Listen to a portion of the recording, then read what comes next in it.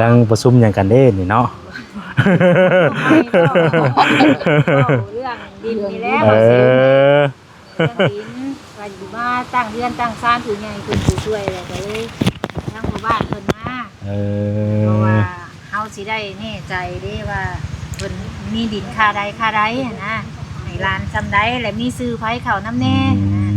ทั้งแม่ย่าแล้วก็ให้ลูกให้หลานแล้วเข้านำกันเบิดนะ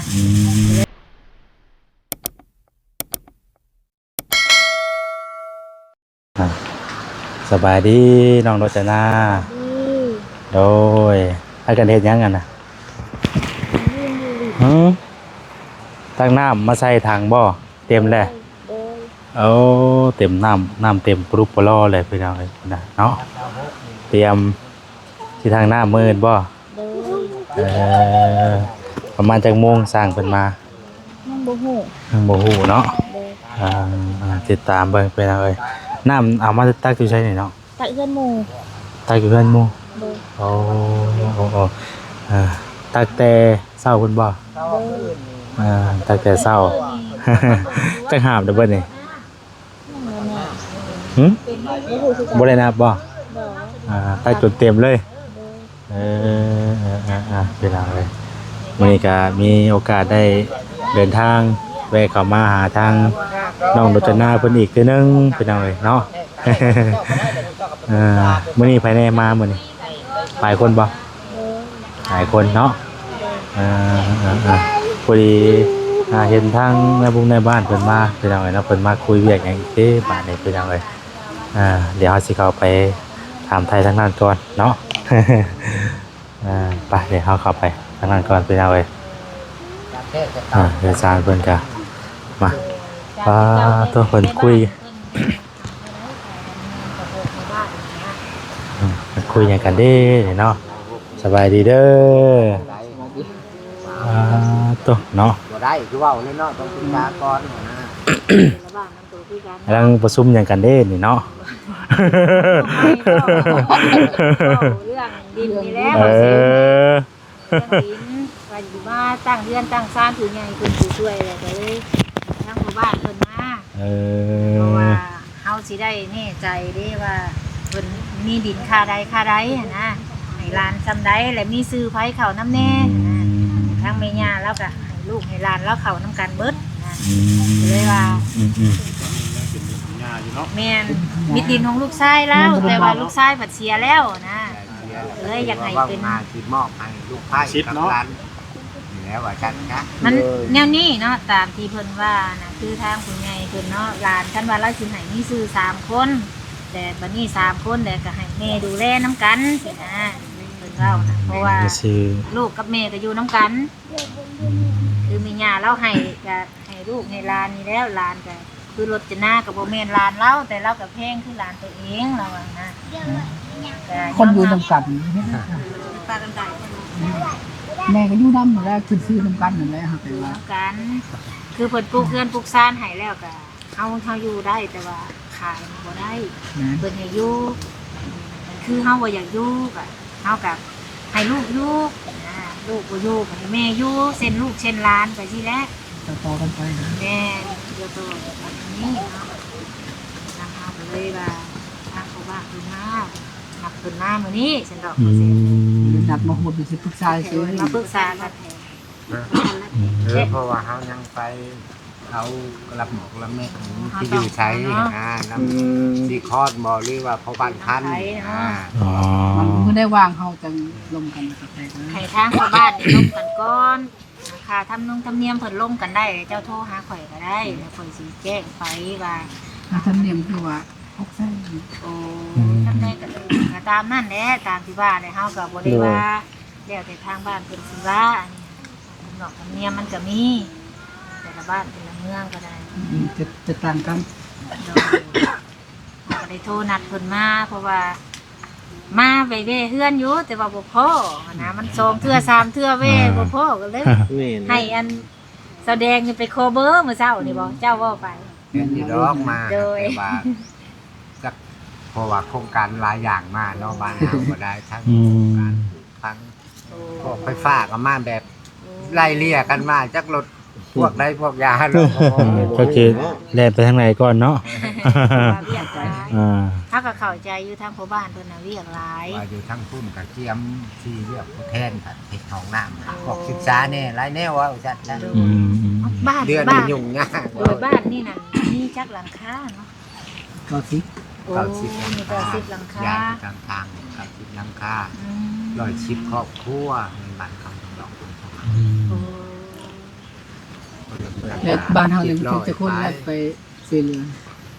จักข่อยหากันมานี่จักแลทางเบาแสนมาช่วยจักครอบครัวแหละในบ้าน กลัวเลย เบาแสน แต่ก่อน แต่ก่อนลายอยู่แล้วส่วนลายก็เป็นข้าวเป็นน้ำมันแรกกันเรื่อยอยู่ ช่วยเป็นข้าวเป็นน้ำเนาะ กับอีกอยู่ทางสนทะบ้านเพิ่นก็มีอยู่เฮือนหลังนึงอยู่พุ่นน่ะแล้วก็เจาะน้ำอีกแน่ทางน่ะมีอยู่แล้วก็น้องเตี้ยนี่แต่ทางบ้านน้อยก็ยังมีผู้นึงมีผู้ หลายครอบครัวอยู่ได้ ลูกชายสองก็เป็นอัมพาตเป็นนะย่างบ่ได้ ลูกเกี่ยลอย โดนๆแหละ อันนึง เข้าหลายปีเลยบ่ได้เข้ากำลังเลยเข้ามานี่แหละ แล้วเป็นแล้วอ่ะ แบบเด็กน้อยน่ะเด็กน้อยขาดแค่ในลีนี่เด้แบบนี้เด้นี่ถูกแบบเรือนซานบ่มีอยู่สิจะยังมีหลายบ่ นี่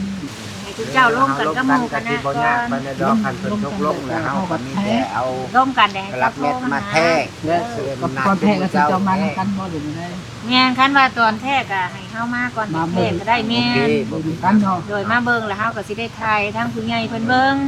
แล้วก็สิได้มาจดแล้วก็ลงบทบันทึกแล้วก็มอบก็สิได้ถ่ายให้ผู้ใหญ่เพิ่นเบิ่งเพิ่นก็สิได้รับรู้ว่าได้แล้วก็เพิ่นให้กันแท้แล้วก็จังสิได้ตกลงแบบว่าตั้งเพื่อนตั้ง เอา ซ่าน กัน ให้ เนาะเฮาแทกแล้วแล้วก็ถือว่ามอบกรรมสิทธิ์เลยเนาะเป็นหลักฐานได้มาเลย แม่ แทกแล้วมาขีดแล้วมันมีซำใดเนาะใบตัวนั่นน่ะบัดนี้ก็ใบมอบต่างหาก โดย อะไรมันสิเจ้ามากั บั น น ที่ ทึก แท้ ไม่ยั้งแล้วแล้วก็ถือว่ายกมอบเลยคือเพิ่นเฮ็ดอยู่หลังบ่อนนี่ ตามนั่นแหละเด้อมีญาเด้อมีแต่ว่าทางผู้บ้านเพิ่นสะดวกเฮ็ดนี่มันคักเว้าพื้นเนาะคนเฮาวัดบ่มีพ่อบ่มีแม่เพิ่นแล้ว ว่าเพิ่นให้ก็ตอนรับบ่อยู่อย่ามันช่อตอนลูกเต้านะ นั่นแล้ว แม่น คนเฮามันบ่เห็นไผหน้าได้ อยู่ตอนใหญ่ๆยังนี่เนาะ รู้ใจ บัดยังแต่ลูกแต่หลานก็ยุ่งแล้วบา แม่ ด นคือว่าแม่บ่อยู่ซะเนาะบัดเว้าไปในทางบ่แม่นซะบัดนี้อันนี้ภายในเฮามีใบยั่งยืนมีใบหลักฐานบทบันทึกมีลายเซ็นพ่อบ้านเพิ่นนำสิมันก็เป็นหลักฐานมัดไว้นะเพื่อความมั่นใจเนาะ เอา และ ลูกยืนต่อไปแล้วก็ เอา บา กินเด้ออันนี้เด้อเอาไม่ตู้เอากินเจ้าก็กินเคยกินอยู่บ่ คือทางญาติแล้วเราก็บ่ยากดอกเราก็อนุญาตแต่ว่าเราเป็นไผผัวเราบ่อยู่อนาคตเพิ่นสิคิดเป็นเฮียนั่นแหละ กระทืบเนาะ อ่า อย่าละแม่บ่ให้ตัวเป็นเราบ่ให้ นี่ก็ต้องอนุญาตจาก แล้วทำบ่เห็น เออ ญาติ แนวมัน ยั แล้ว น มั บ่ น ยันบัดบ่มีพ่อมีแม่สิแล้ว ผู้ เนาะ ปกครองเห็นตัวอย่างคือลูกเราจากไปเนาะครับผู้เป็นลูกไผ่ครับ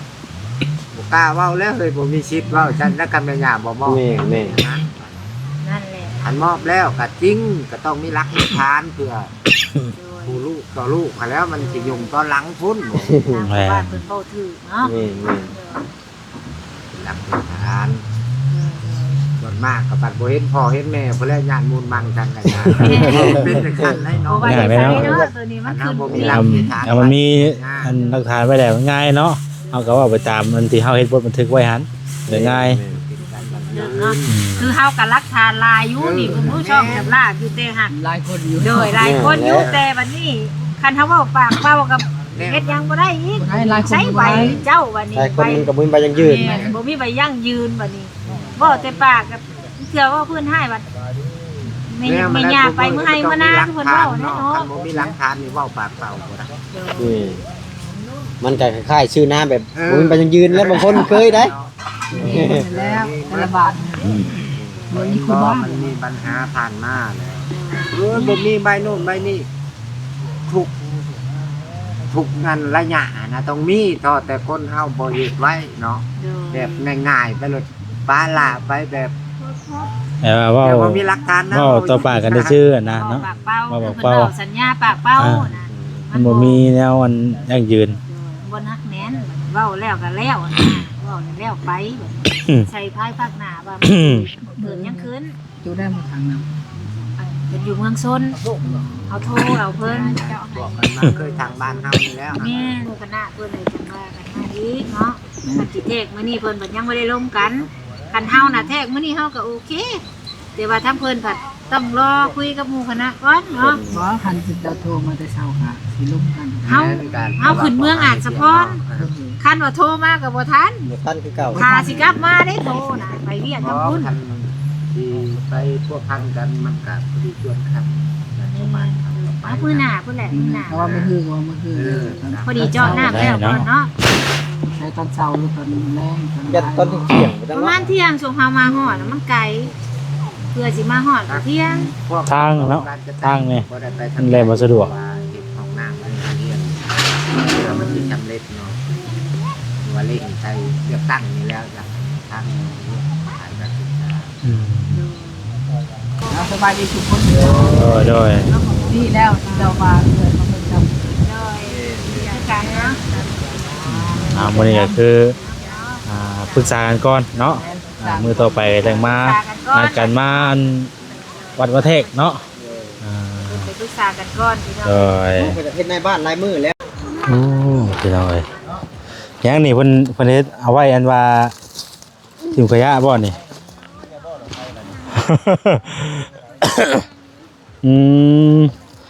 ่ มีมองไว้อันเก็บขยะโดยเฉพาะเลยนี่เนาะหักแล้วอันนี้พี่น้องเอ้ยน้ำมันก็ใสครับซ้ำนี่พี่น้องเอ้ยน้ำใสคักดีอันนี้ทาง บ่จิตบ่สดีเพิ่นอบรมกันกับมัน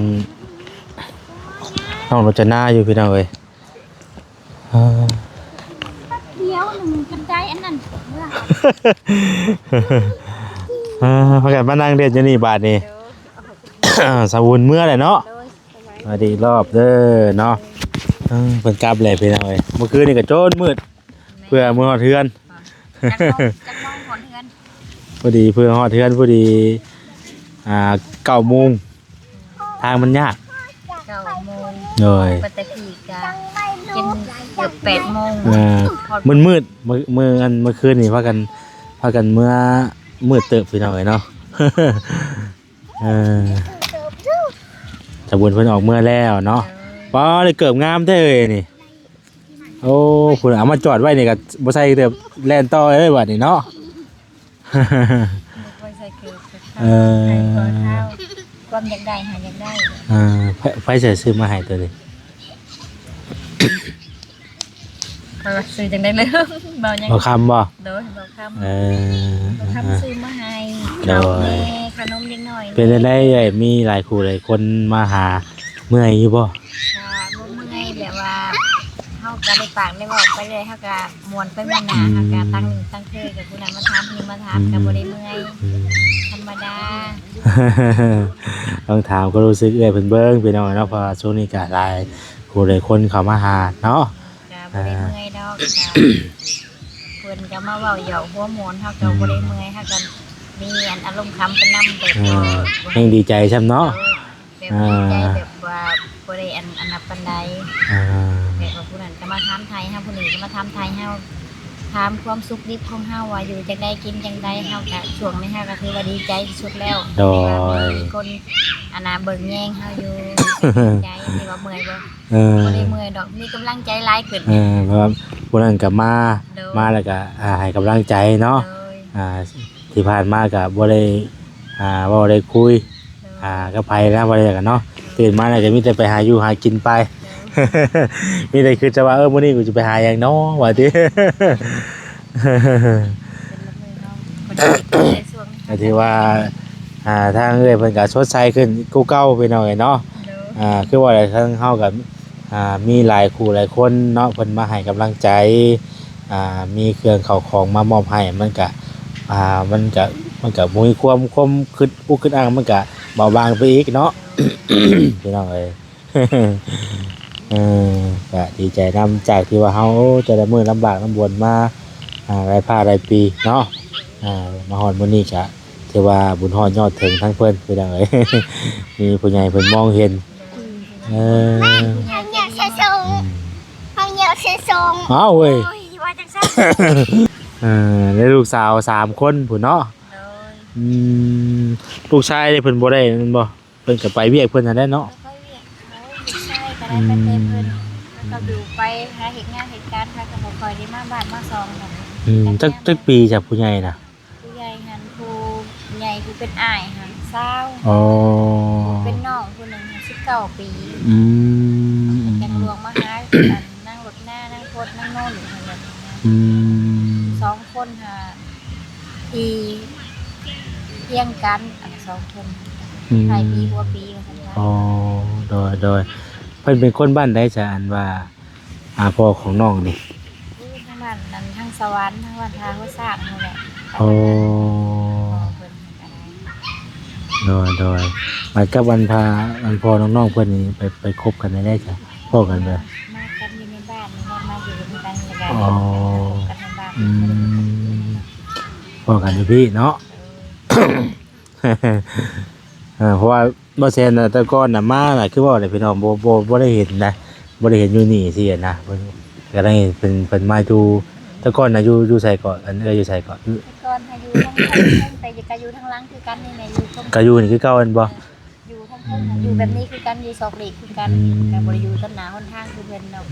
บ่ได้ก็ตอนนั้นน่ะเพิ่นยังบ่ทันได้มีแบ่งที่ทางให้นะบ่ได้ก็เนาะ โดย อยู่ของไผแต่ตอนอยู่ตอนนั้น แล้วก็อยู่ของเพิ่นคือกัน อืม แล้วก็อยู่ของเพิ่นอยู่ทางหน้าเพิ่นอยู่ทางเพื่อนเพิ่นอยู่ทางแต่เพิ่นก็มีดินดอกทางส่งให้หน้า บ่ได้ก็คือในส่วนนี้เพิ่นยังบ่ทันได้แบ่งให้เด้เนาะ ช่วงนั้นเพิ่นบ่ทันได้แบ่ง อันนี้เพิ่นก็เลยแบ่งให้แบ่งให้อยู่ เออ ใส่เกิบเลยล่ะใส่แหละมะนาวบ่มะนาวบ่ก็บ่เห็นใส่ชุดใหม่แน่เสื้อแขนยาวนั่น อยากใส่บัดยามคือเว้นฮ้อนอยาก เอ ใส่ อ บัดนั้นถ้าน้องไปเล่นอยู่ใกล้ๆได้แม่ไว้ เพิ่นคือว่าเพิ่นน่ะบ่ค่อยอันนั้นปานใดเนาะเพิ่น ถ้า น่ะ น้องไปอยู่ใกล้ เพิ่น ๆเลยแม่ เพิ่นบ่ค่อยมักใส่เสื้อแขนยาวเนาะ แต่ผู้นั้นมักใส่ผู้ใหญ่ผู้เอ้ยค่ะมักใส่ผู้น้องนี่ข้าวเดียวเป็นขี้ฮ้อนนอน เออ แล้วน้องก็คือนี่เขารับยังได้ห่มผ้าให้พวกเมื่อมาเขาก็เฮ็ดแต่กระโตเขาบอกเขาเป็นคนขี้ฮ้อนหมอน้อย ว่าแล้วก็คือทางอัน ผู้นี้อ่ะนะอันก็เป็นพี่น้องเดียวกันบ่ห เป็ รื น อว่า น้องเดียวกันอันนี้เป็นอ้าย เป็นอ้ายของอันพ่อน้องเพิ่นน่ะบ่ อ้ายของพ่อน้องๆเพิ่นเนี่ยนี่ผู้นี้เป็นอ้าย โอ้ แต่ผู้เพื่อนลังเป็นอ้ายพวกเพิ่น โดย มาอยู่น้ำเพิ่นกันนี่แต่พี่น้องน้ำเพิ่น อืมเพราะว่าปีก่อนนะว่าแสนเข้ามาก็คือว่าอะไรพี่น้องแต่ว่าเฮาก็ซอยเรื่องเพิ่นเป็นหยังได้ตอนนั้นน่ะใส่เลือดนี่แหละเนาะกับน้องเนี่ยก็ น้องสมพานนั่นแหละตอนน่ะทั้งเอื้อยคือสิบ่ทันได้ฮู้หรอกเนาะตอนน่ะ มันก็โดนก็โดนได้เด้พี่น้องเอ้ย ก็ช่วงนั้นก็ยังอยู่ทั้งเทิงพุ่นอยู่บ่ได้ลงมาบ่ค่อย อื ลงมาม เพราะว่ามีหยังก็บ่ค่อยลงมาหาเพิ่นปานใดทางนี้ตามมีหยังก็